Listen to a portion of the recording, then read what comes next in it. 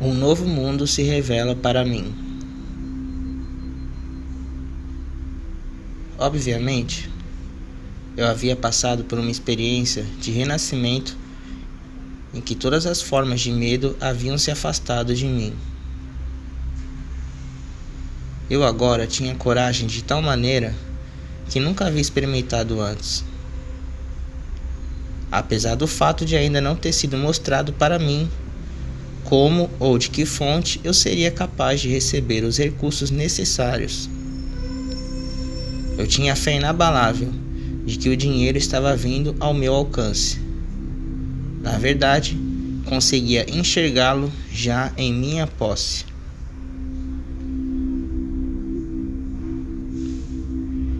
Em muito poucas ocasiões na minha vida inteira, pude experimentar tal tipo de fé.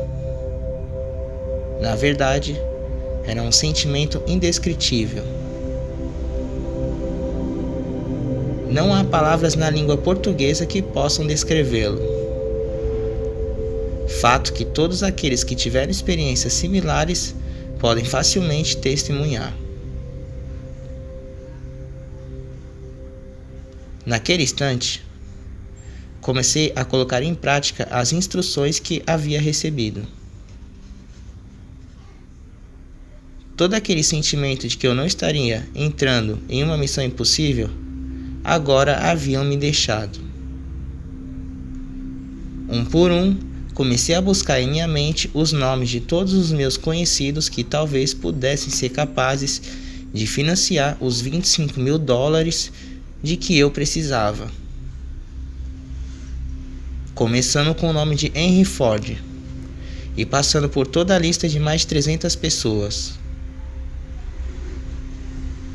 Meu outro eu simplesmente disse: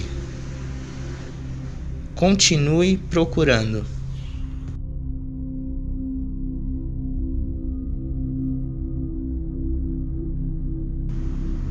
A hora mais escura é justamente um pouco antes da aurora.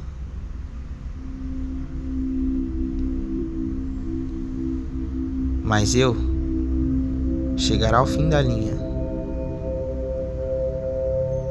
Minha lista inteira de conhecidos havia sido esgotada. E com ela minha resistência física também. Eu estava trabalhando, concentrando a minha mente naquela lista de nomes por basicamente 2 dias e 2 noites, parando somente para dar alguns cochilos. Recostei-me na cadeira, fechei os olhos e entrei numa espécie de transe por alguns minutos. Fui acordado pelo que parecia ser uma explosão no quarto. Conforme ganhei consciência, o nome de Albert apareceu em minha mente. E com ele um plano que eu soube instantaneamente ser o plano que me faria ter sucesso em persuadir o Sr. Pelton a publicar os meus livros. Eu me lembrei do Sr. Pelton somente como editor na revista Golden, aquela que eu havia publicado em anos anteriores. Eu me sentei, peguei a máquina de escrever e enderecei uma carta ao Sr. Pelton, em Meriden, e descrevi o plano da mesma maneira que ele havia sido entregue para mim. Ele respondeu por telegrama, dizendo que estaria na Filadélfia para me ver no dia seguinte.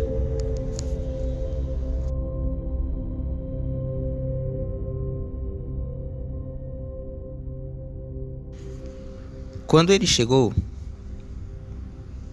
mostrei a ele os manuscritos originais da minha filosofia e brevemente expliquei qual seria sua missão. Ele pegou os manuscritos, folheou algumas páginas por alguns minutos Então parou de repente e, com os olhos fixos na parede por alguns segundos, disse: "Eu publicarei os livros para você." O contrato foi assinado. Uma quantia substancial de royalties me foi paga, e os manuscritos foram entregues a ele, que os levou para Meriden. Eu não perguntei a ele o que o fez tomar a decisão de publicar os meus livros antes mesmo de tê-los lido. O que eu sei é que ele me forneceu o capital necessário, imprimiu os livros e me ajudou a vender milhares deles para sua própria clientela de compradores de livros, espalhados em praticamente todos os países de língua inglesa no mundo. Meu outro eu se sai bem. 3 meses após um dia em que o Sr. Pelton me visitou na Filadélfia, um jogo completo com todos os meus livros estava em cima da mesa, bem na minha frente. E minha renda da venda dos livros era grande o suficiente para suprir todas as minhas necessidades. Esses livros agora estão nas mãos de todos os meus estudantes do mundo inteiro. Meu primeiro cheque dos royalties referente à venda dos meus livros alcançou a quantia de $850. No momento em que abri o envelope para apanhar o cheque, meu outro eu disse: "Sua única limitação é aquela que você impõe em sua própria mente."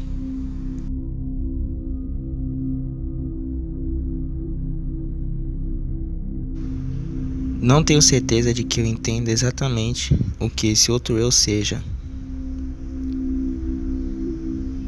mas tenho plena convicção de que não há derrota permanente para o homem ou a mulher que eu descubra e confie nele.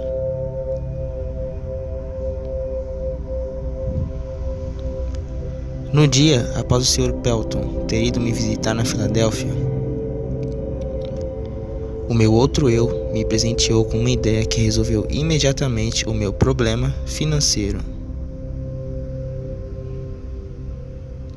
A ideia que cruzou a minha mente me mostrava que os métodos de venda da indústria automobilística tinham que passar por uma mudança drástica e que os futuros vendedores dessa área da indústria teriam que aprender a vender automóveis, em vez de meramente servir de compradores de carros usados, como a maioria estava fazendo na época. Ocorreu-me também que os jovens rapazes que haviam recém finalizado a faculdade e que por isso não conheciam nada dos velhos truques da venda de automóveis seriam ponto de partida desse novo tipo de profissional de vendas e poderiam ser bem desenvolvidos.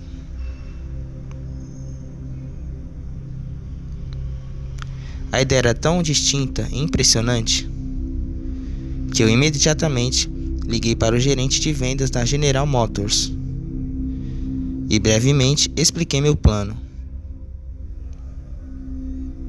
Ele também ficou impressionado e me indicou para visitar uma filial da companhia de automóveis Buick,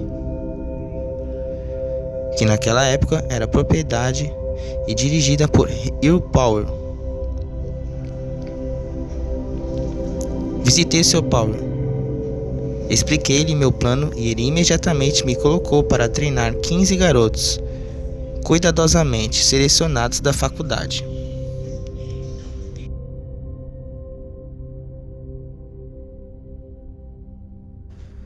A minha renda desse treinamento foi mais do que o suficiente para tomar conta de todas as minhas despesas pelos 3 meses seguintes, até que os resultados da venda dos meus livros começassem a entrar, incluindo o custo daquela luxuosa suíte que naquela época me preocupou muito. Meu outro eu não havia me desapontado. O dinheiro de que eu precisava estava em minhas mãos, justamente no momento em que eu precisei.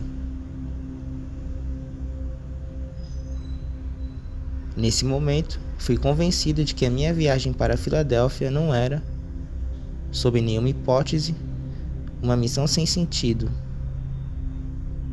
conforme minha razão havia indicado antes de partir do oeste da Virgínia.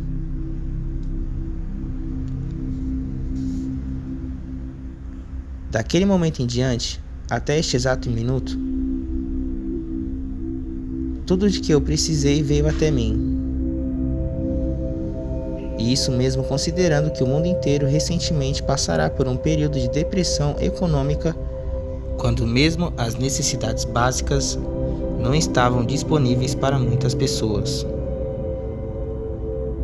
Em alguns momentos, a chegada das coisas materiais das quais eu precisei veio um pouco tarde.